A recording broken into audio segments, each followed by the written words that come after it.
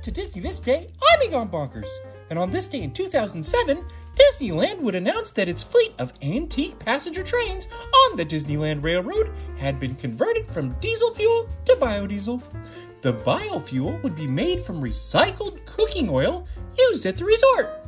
The switch would save up to 200,000 gallons of diesel fuel each year, which would also reduce carbon dioxide emissions by up to 80%. Pretty cool, huh? I love the Disneyland Railroad, don't you? I love it even more now. Have a magical day!